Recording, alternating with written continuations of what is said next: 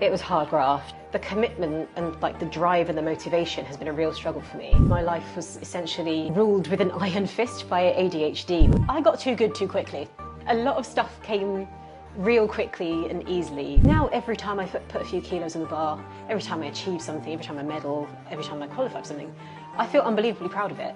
In my mind, I'm like, oh my God, get up, do the laundry, go to training, make lunch, just do the stuff. At one point, I probably had to cut like 8 or 9 kilos in a matter of weeks. I was seeing, you know, those like monkeys with the symbols, with the sandwich on its head. Don't ask. That has probably been the worst bit of my career. Being able to kind of like pull myself through that, I think, was something that I'll kind of always be proud of. Yeah, there'll be things that you struggle with, and that's okay. You're going to have to find ways of managing them. Your mental health isn't your fault, but it is your responsibility.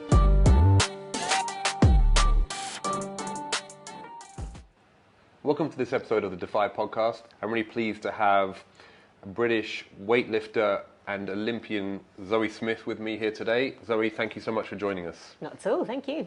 Tell me, how does a young girl from Woolwich in South London go from being a gymnast to being the weightlifting British, European and Commonwealth gold medalist?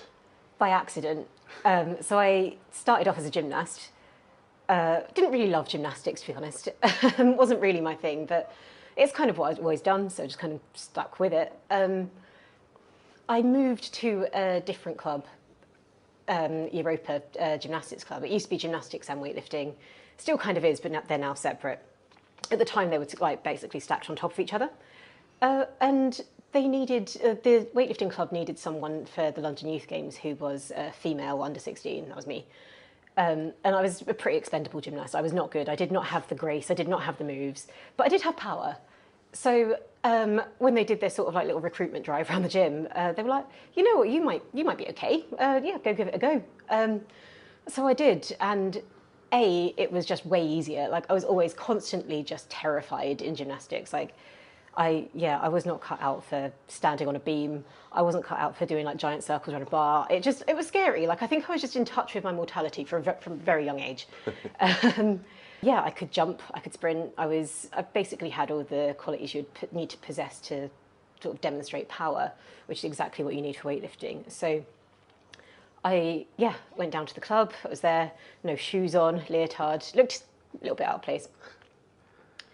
But technically I wasn't amazing, technically. It was my first session, I was a child.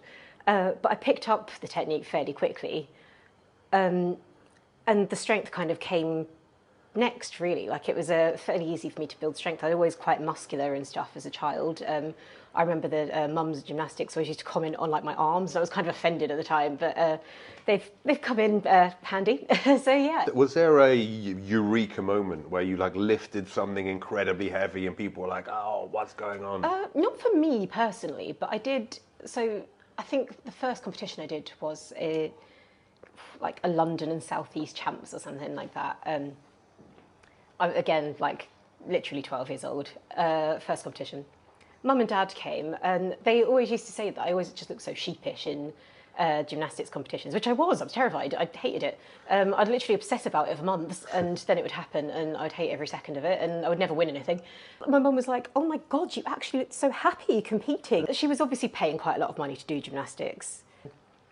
I was spending most of that time doing weightlifting, and then maybe sort of popping my head in for like a little go at gymnastics. But she was like, oh my God, this clearly makes you a lot happier than gymnastics ever has and can.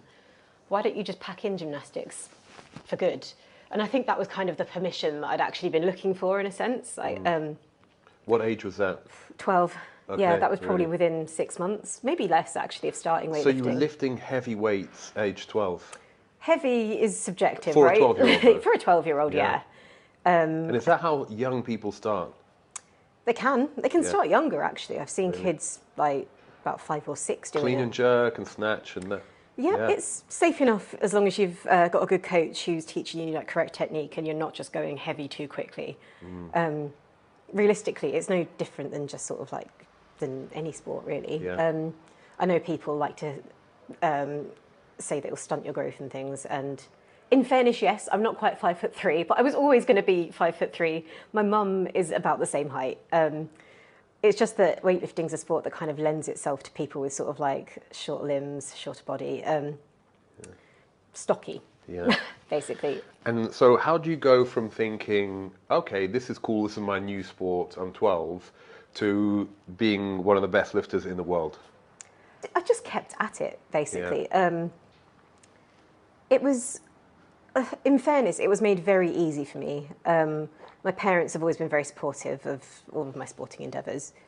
My dad would kind of pick me up from school and then drive me to gym afterwards and things like that, and then pick me up from the gym and stuff. So they gave up quite a lot of their spare time to make it happen for me.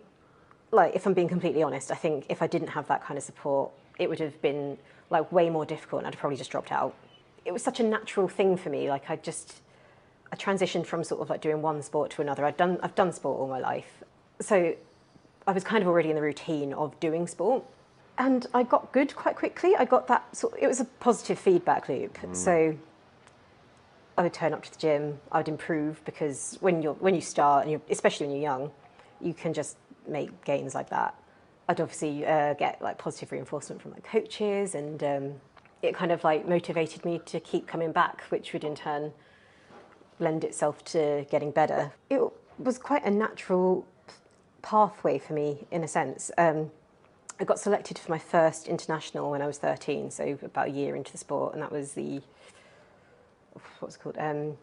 Like the European under-17s or something like that. I didn't medal or anything, but I loved the experience. I made like great friends there and then. It was just a really good time. And then I started getting invited to training camps and stuff, so I keep seeing these friends, and it just became like a really big part of my life. I really just wanted to do weightlifting, and the Olympics was coming up, so I was like, okay, I think I want to make this my full-time thing. In hindsight, probably not the best idea. I would advise any young person to finish their education, because it can make life very difficult afterwards. But I moved to Leeds after my GCSEs, essentially, to train full-time, and that involved sort of like, I think that was like 10 sessions a week. So at the moment, for context, I probably do about 5. So it was very full-time, it was very intense, but that is essentially how I became a like GB squad athlete. I guess there was sacrifice involved and there's a lot of hard work, but it felt like the lesser of two evils at that point for me. I wasn't really enjoying being in education. I kind of loved the freedom and sort of all the opportunities that weightlifting brought to me, so it just kind of felt like it made sense at the time. And then when you were 17, you made your Olympic debut in London 2012. Yeah, well, I think I just turned 18 at the time, yeah. I was lucky with that one. It was a home games, which means we get automatic qualification, so we had at least 5 spots, I think. Well, yeah, we had 5 spots, 2 women, 3 men. Essentially just had to be like the 2 top ranked women, which I was one of. I don't like to say it wasn't earned, because it was, of course it was, but it was one of those things where I don't necessarily know that I would have qualified at such a young age if we hadn't have had that opportunity. But yeah. That was within 6 years of you lifting your first ever weight. Yeah, actually. Which is pretty amazing. And tell me about when you won your first major championship. First major, it was 2 years after that, actually, the Glasgow Commonwealth Games in 2014. I grew up watching like loads of sport. My parents loved sport, so I loved sport because of them. So yeah, I grew up watching the Commonwealth Games. It was really prestigious to even be selected. So I think I was selected for my first one at 16 and got a bronze, which was really cool. Then was looking at the ranking stuff and I was like, cool, I could have a real shot at gold for the 2014 Games. But it was a difficult situation as well, because I'd be competing against another British athlete, Michaela Breeze, who I'd actually looked up to quite a lot as like a young girl. I remember seeing her at like one of my first competitions and being like, oh my God, that's her. But yeah, it was the first time we'd actually sort of like competed against each other. So it was quite nerve-wracking. She's obviously a very experienced, very talented athlete, and I was just a child. And yeah, it was a long kind of lead up. there was a lot of kind of like hype around it within the sort of like UK weightlifting community. So yeah, I was very nervous at the time. I don't quite remember exactly how the competition went, but I think she came away with a bronze. Nigeria came second, and I won, which was very surreal. Again, I'd already done a home games, obviously, at London, which is very much home. Scotland's not far either, so a lot of my like friends and family, people that I trained with, come up to watch it. So when I look back, I think that's probably like the highlight of my career. Not just having everyone there, that was so that's probably like the pinnacle of my career. Yeah. Yeah. So tell me, what are your other proudest moments? So you kind of look back on and be like, wow, that was really something that I'm just going to keep with me for my whole life. I think one of the things I'll be most proud of is actually qualifying for the Tokyo Olympics. It was hard graft. Obviously, a lot of it happened during COVID. I was struggling with my mental health quite a lot towards the end of that cycle as well. Didn't have the best performance there. Didn't necessarily have the best performances in the lead up to it, but I did just about enough to get there. And under the circumstances, obviously it was like during COVID, everyone, like no one was in a great spot, to be quite honest. Being able to kind of like pull myself through that, I think was something that I'll kind of always be proud of. I'm gutted that it didn't go better when I was there, but actually just being able to get on that stage, becoming a double Olympian, very, very proud of that. Yeah. Yeah, it's interesting. I mean, people always think it's the medals, but actually the challenges that you were facing at the time, what you were going through at the time. So actually, your goals kind of shift depending on circumstances that people might not be aware of. And look, the Defy podcast is about celebrating amazing people and their achievements, but we're kind of laying it bare for people to see the challenges that people face, the setbacks, how they overcame setbacks, and be able to, take some comfort or take some pointers about, what is a natural, up and down of any kind of career, right? Tell me about some of the challenges that you faced and how you've overcome them. Interestingly, I was actually kind of reflecting on this the other day. There have been a lot of challenges actually through my career. Injury, for example, funding issues, like we're not the most well-funded sport. It's funny because I know I sound like a committed athlete, but the commitment and like the drive and the motivation has been a real struggle for me. I think that's essentially because my life was essentially ruled with an iron fist by ADHD, which was undiagnosed until 2 years ago. I've learned a lot about myself since that diagnosis. It's been unbelievably life-changing. So yeah, looking back, there were points in my career where I got kind of like described as lazy or uncommitted, but I was just struggling massively. I really desperately wanted to do the things they were asking of me. I wanted to be able to kind of like get my diet right all the time. I really wanted to be like on time for my training sessions. I didn't want to be sitting there in between sets, just kind of like willing myself to do the things so I could leave. But like I just couldn't. And I had no idea why for like so long. Well, when I was diagnosed, actually, I argued with the psychiatrist. I was like, I don't have that. Because like, to my mind, like ADHD was the thing that like the kids at school who like threw chairs at the teacher had. Like in primary school, that was a thing. I was like, yeah, no, I don't think that's me. I can actually concentrate really hard on stuff if I'm interested by it. I'm not particularly hyperactive either. Like, I'm not, It turns out there are loads of different types.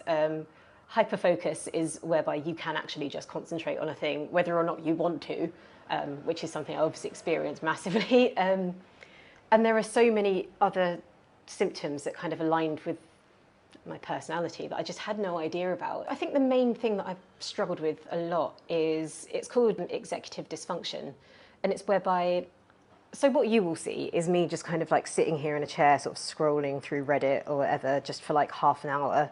In my mind, I'm like, oh my God, get up, do the laundry, go to training, make lunch, just do the stuff. But you're essentially just kind of like sat there in like paralysis. I don't really understand why, still to this day it's a thing, but it really is. But that's what I mean. So I'd be in the gym occasionally just kind of like willing myself to just get through this last exercise, but I just couldn't find the motivation. Motivation is a huge thing for people with ADHD. It's linked to dopamine, apparently. I actually read a comment somewhere that was like, it should be called dopamine deficiency disorder instead.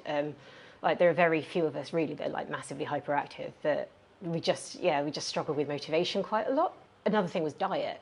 I always found it really difficult just to stick to a diet. I was consequently always like a few kilos over my weight category. I'd find it really hard to cut at times. I think I'd just find myself sort of like binge eating and things like that. And I'd be so angry and upset with myself every time I'd done it, because I was like now over my category by further.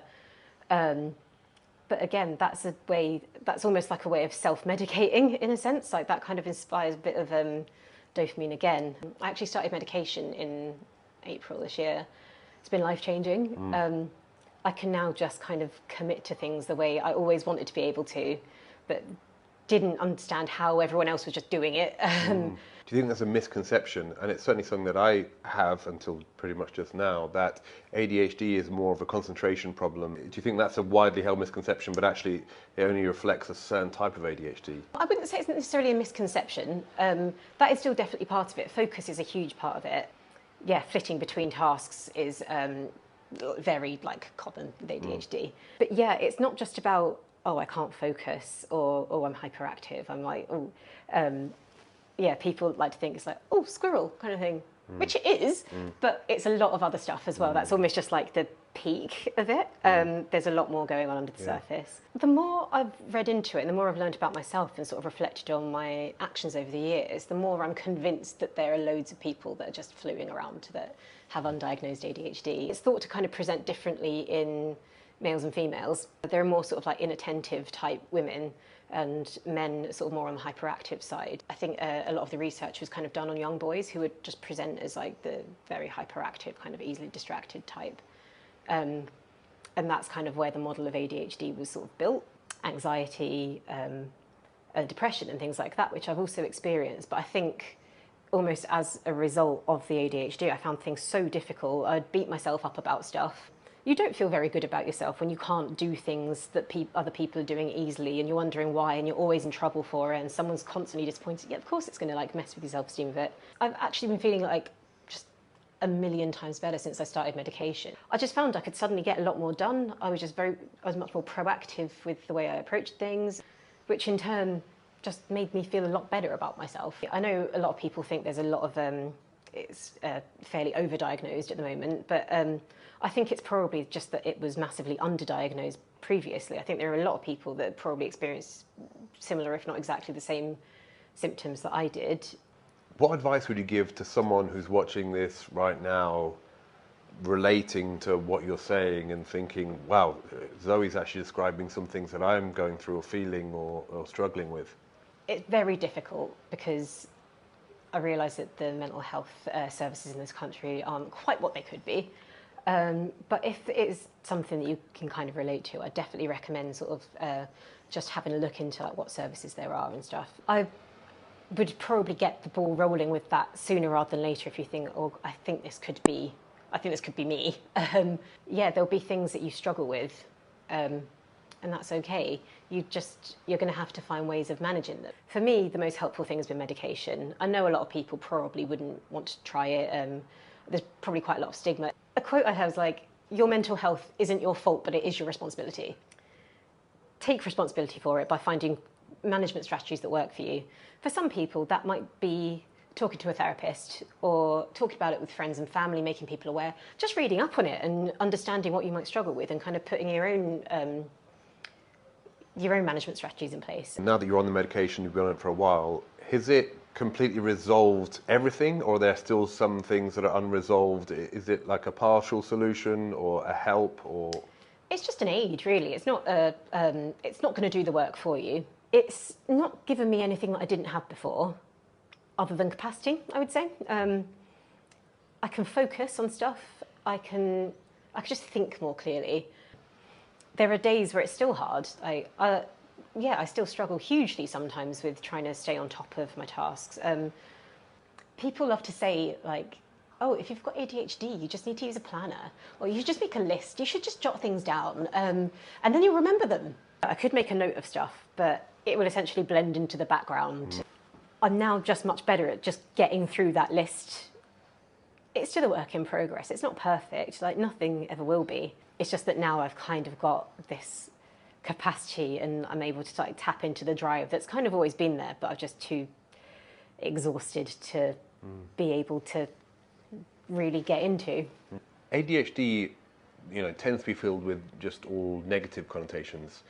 Is there any way to use ADHD in a positive way? That's a really good question, actually. A lot of people like to be like, oh, it's a superpower, which it's absolutely not. I would love to just be able to wake up in the morning and do stuff. Like, that's a superpower to me. Our brains do kind of work differently. I think we see things kind of differently. It can lend itself to being very creative, actually. I know people that are very good in business because of it, because they're always kind of sort of almost thinking just like steps ahead because their brains work so quickly. We're not necessarily good at kind of like colouring within the lines, but it brings another kind of dynamic to a team. You might be able to bring ideas to the table that other people wouldn't necessarily have thought of. It's amazing that you've achieved everything that you have done, whilst battling through that without knowing what that was. I was there in a British weightlifting competition. I saw you horrifically pop your shoulder out with the bar above your head. How do you come back from being so focused on a goal, committing so much dedication and sacrifice to one goal and having that taken away from you at the last minute? Yeah, that was back in 2016 at the British Championships. Yeah, subluxed my shoulder, had to have surgery on it eventually. No Olympics for me. Came out for my first snatch, stood up with it, and shoulder just toppled back somehow. Yeah, it was gross. Came out for my second attempt anyway, even though I couldn't actually hold my arm over my head, because adrenaline and stress and pressure, and I knew that was the end of it there, to be quite honest. It wasn't particularly painful. It was just like I could just feel it go, and I'm very squeamish, and I was like, oh, that's just definitely not attached the way it should be, and get it off, get it off. Realistically, deep down, I probably knew that it was a real long shot now, considering I couldn't really feel my arm. I had to tell myself, you can come back from this, you've just got to try really hard. To be honest, that's sport, really, isn't it? Yeah, you're kind of always trying to overcome the odds, which a lot of the times do seem to be stacked against you. And you've done that, the medals that you've got, the accolades. It's just unbelievably remarkable and impressive. You win some, you lose some, right? It's just the way, it's the way it goes. It's interesting, actually. Humility has always been a massive part of your character. Considering, there are a few people on the planet who can throw double their body weight above their head, on a regular basis. Certainly, no one else that I know. I was sitting next to your mum that day. What kind of role have they played? And has that been positive? Oh yeah, overwhelmingly positive. Like I say, mum's always been like my biggest fan, and both my parents actually, like I say, huge support from the get-go. She's an over-planner, so I think because of the way her brain works, much like mine, what she could see is my complete lack of organisation, my inability to be on time, all of those things, and she just completely took over and over-prepared on my behalf. It comes from a really, really nice place, a really good place, can just care. She's, biggest supporter in the world. Would do anything to make my career and life easier. And what's your relationship like with social media?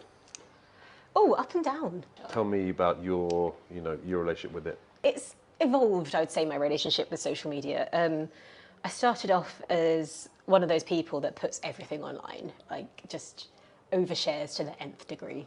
I remember being on Twitter, and I think it was during the London Olympics. I got 50,000 followers or something. It's dropped off since, but you then realise that you can't share as much as you would have before, or you've got to be a little bit more aware of the things you say on the internet. Yeah, to then, every time you misspoke, someone would have an issue with it. And I think actually that's only got worse in 2023. Yeah, and I suddenly found myself arguing till I was blue in the face with these people that are just either just looking for a fight or just misconstrued something that I'd said. Again, another, I think, neurodivergent trait is hyperfixating on the negative. You could see a million positive comments. It'll be the ones that are negative that really get you. Really took a toll on my mental health, actually. I think it was about then that I was like, I need to just step away from this. This is just ridiculous. What am I gaining? I'm losing my mind and gaining nothing. I'm not as chronically online as I was anyway. Now, the interesting thing is, when I was really into it, there wasn't much opportunity involved in social media, but now every brand that would ever potentially look at sponsoring you needs you to have some sort of social media presence, and I find it incredibly hard. I see the content that people want you to do, And for me, who I am as a person, a lot of that would be very inauthentic. I think the best content that people post on social media is stuff that is A, authentic, and B, passionate. I don't know, I'm still trying to find ways of working with it, still trying to find ways to like just be the most me that I can, but also kind of like work with brands to get what they want, to find like a mutual, like a middle ground. So I've got friends that can do the whole sort of, oh, this is my, this brand has sent me this try-on haul, let's try on these outfits, blah, blah, blah. And it does come across really well. I was actually kind of thinking about, like next time anyone asks me to do something like that, they're just going to get the reality of it. They're going to get, get ready with me. Wake up at 7 a.m, snooze alarm till 8 a.m, panic, scream for 5 minutes, down 3 coffees, take your meds, get stuff done for the rest of the day. Like, I'm not. I think you've always been very authentic on social media, though, and that's what a lot of brands have gravitated towards that, because you've spoken openly about how you're really not up for training today, how it's a real drag to get yourself down there.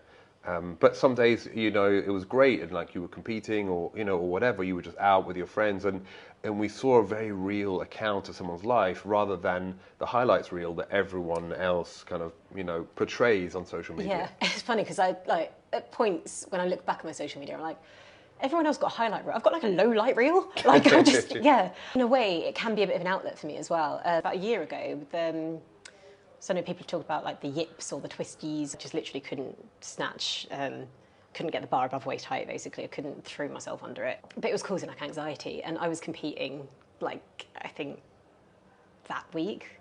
So I just wrote this long comment about it. I think I kind of use social media in that sense as a bit of an outlet. I'd never really seen anyone speak about like this, like yips that I get.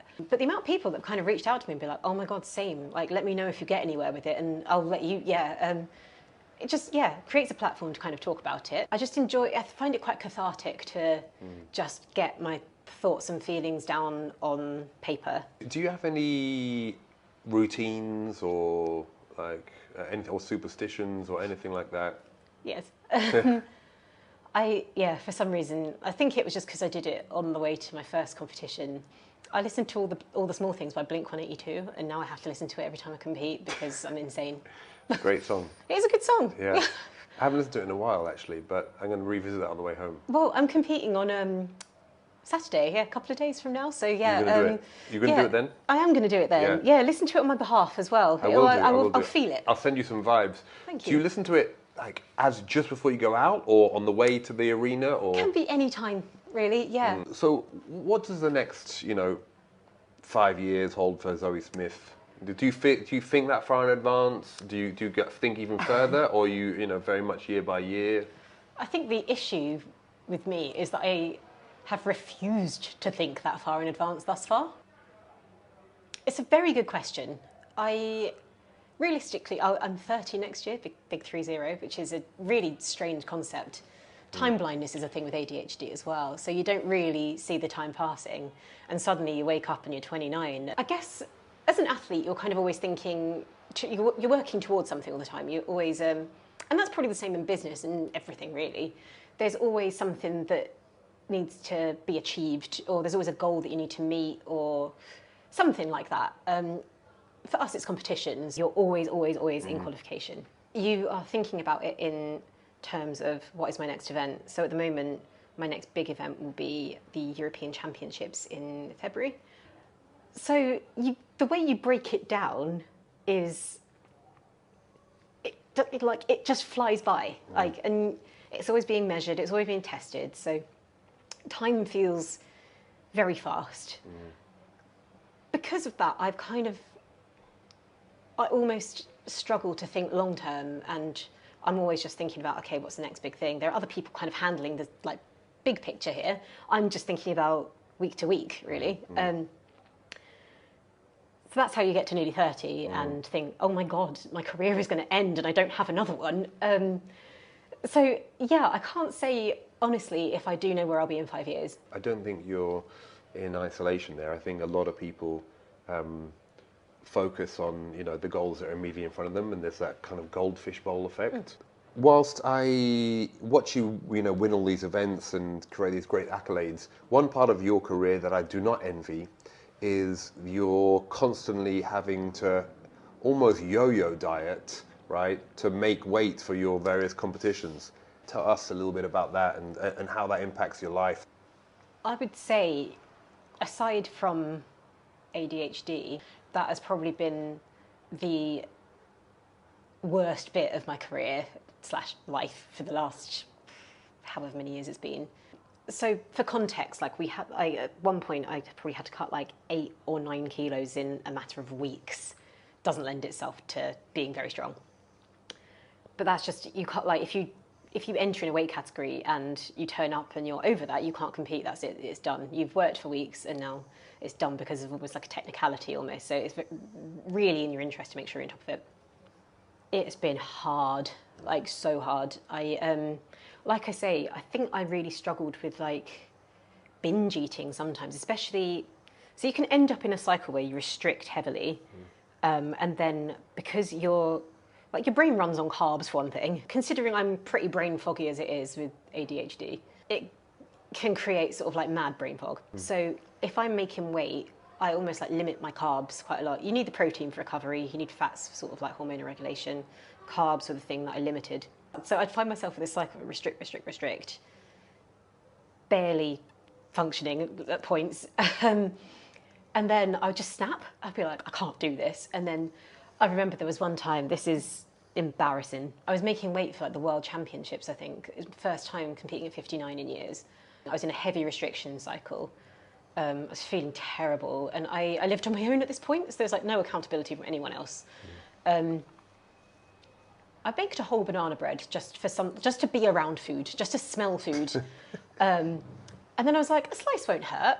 And I ate it, I ate 70% of this cake, I would say, like this whole banana bread. I hate to think what calories were in it. And then I was like, oh my God, what? Like, I think maybe it was because I just had some fuel back in my body that I kind of snapped out of it. I was like, oh my God, what have you just done? You've been cutting for weeks. You're creating a calorie deficit for weeks that you've just negated entirely. And then I was like, what do I do? So please don't judge me. I tried to make myself sick. I couldn't even do that. So I just sat on my bathroom floor and cried. I was like, wow, I've even failed at that. You're such an idiot. That was probably the most unhinged. That was like a real career low, actually, when I think about it. Funnily enough, since starting medication, it's Elvance, lisdexamfetamine. Amphetamine's kind of a huge appetite suppressant. So since starting medication, I actually found I didn't have the drive to eat. It was actually a case of remembering to eat. Before, I was constantly thinking about my next meal. A, because I was probably restricting because I had to make weight for a competition because there's always competition coming up. B, like I say, for the dopamine, like for the joy of it. I just needed to kind of stimulate some sort of like happy chemicals in my brain. So I would always kind of be like, oh, what can I eat?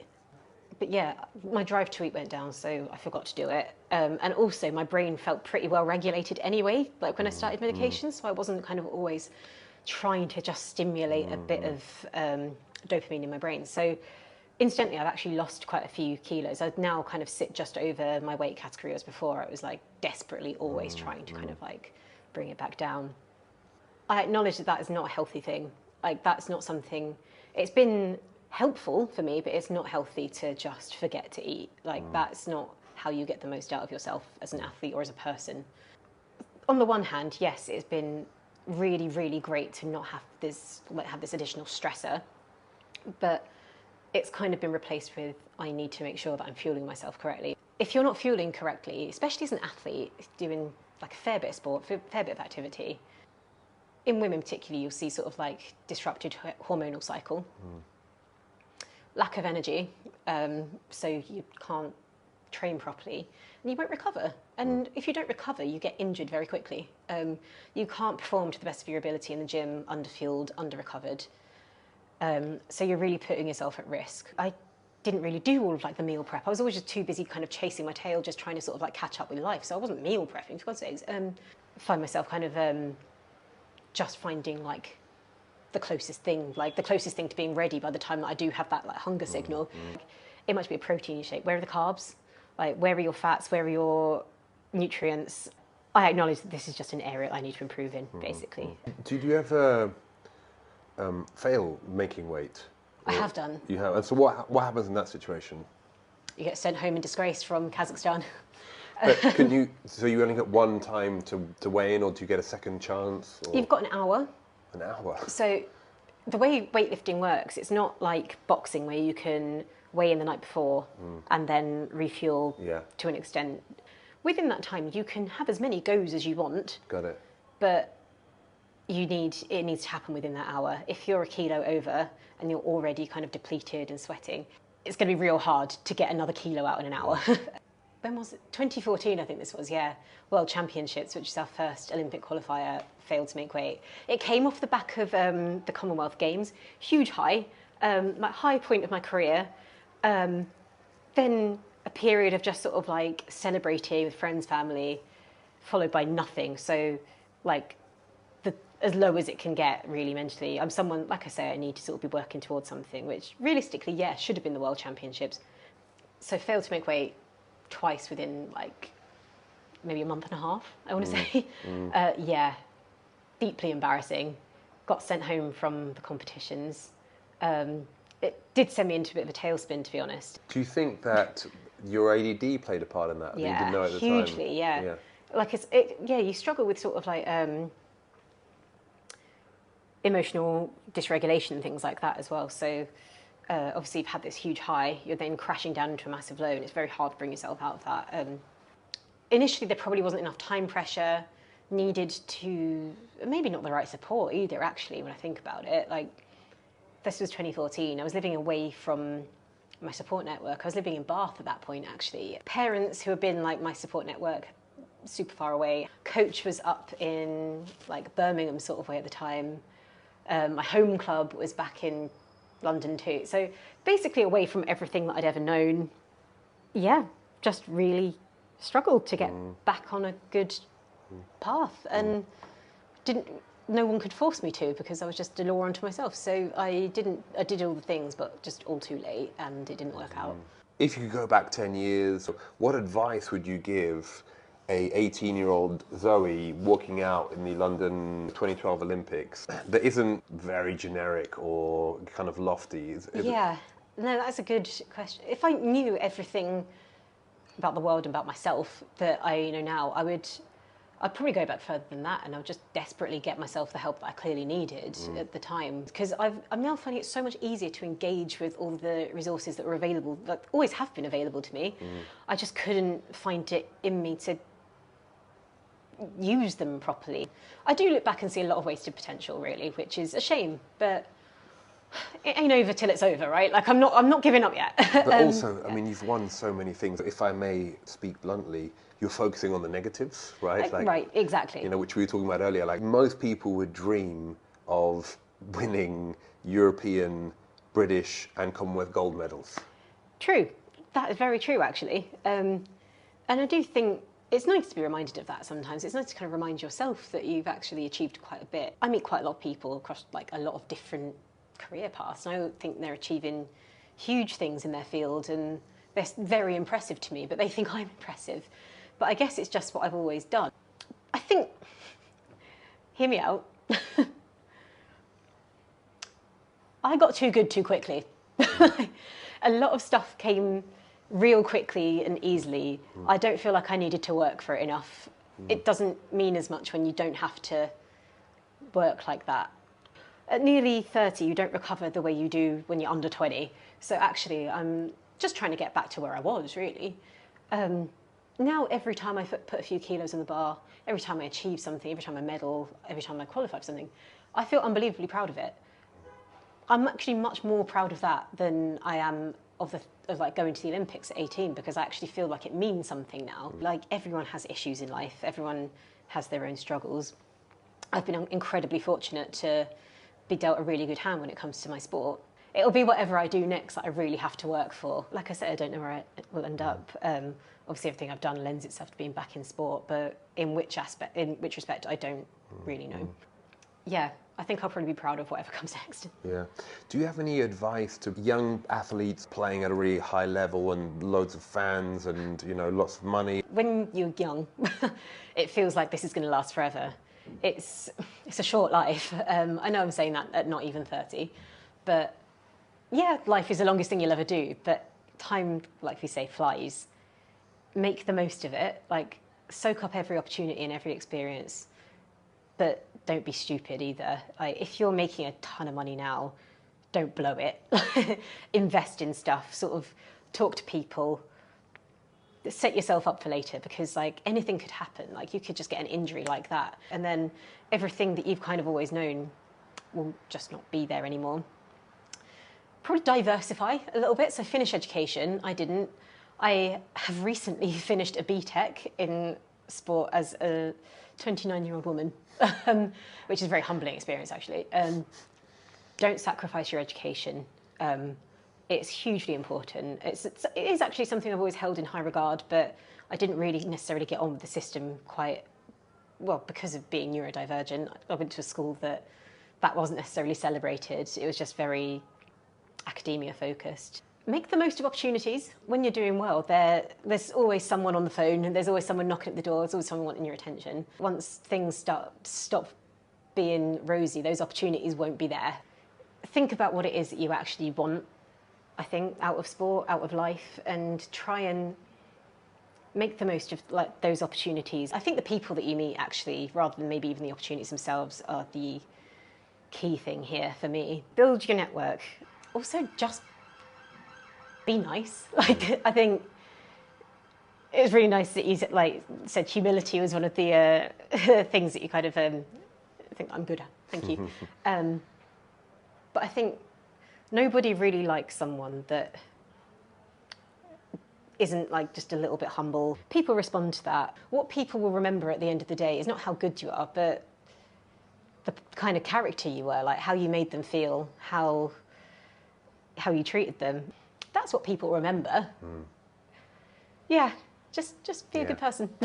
Amazing. What are your vices? You know, other than Blink 182, like, do you have any kind of weird, unique things about you? Just really like wine. I know that sounds very like Facebook mum of me, but like my biggest vice probably I just love a good wine. Red or white?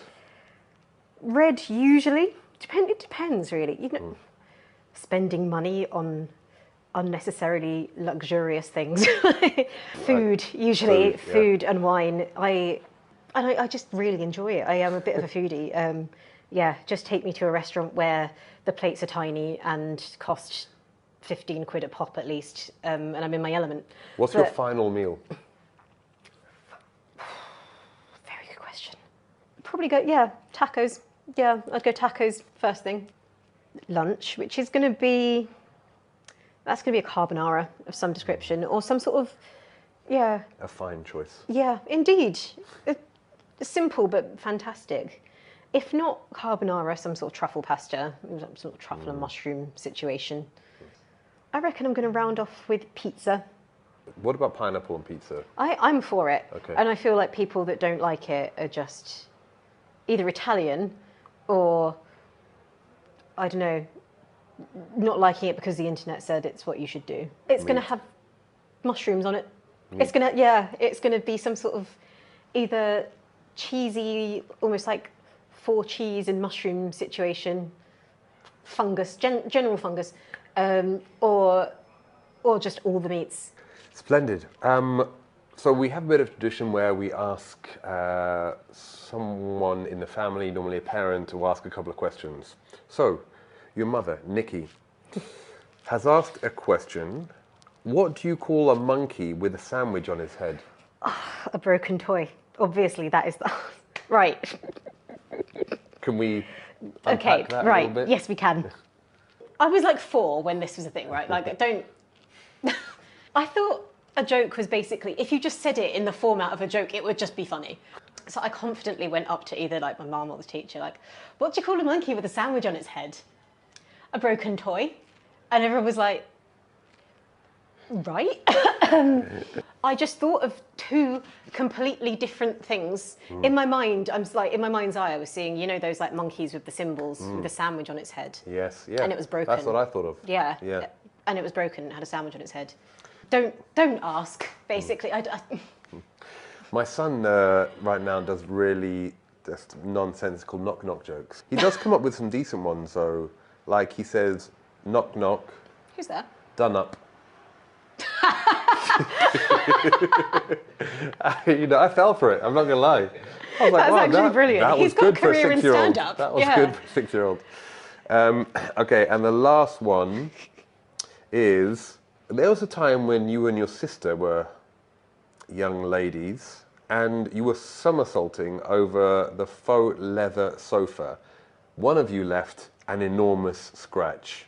To this day, she doesn't know who it was. Let's keep it that way, shall we? That's a good response. Surely you're beyond being reprimanded at that kind of level. Or is the fear still there? That's a very good point, though. Like, I've always wondered this. Like, at what point, like, what is the statute of limitations on this sort of stuff? Like, can I even be punished as an adult? I just think, like, why open up old wounds? I'm sensing that it was you. Are you? What makes you think that? Is it because my voice went up 3 octaves? I can neither confirm nor deny. Nor deny. Let's go with the American government approach. Exactly.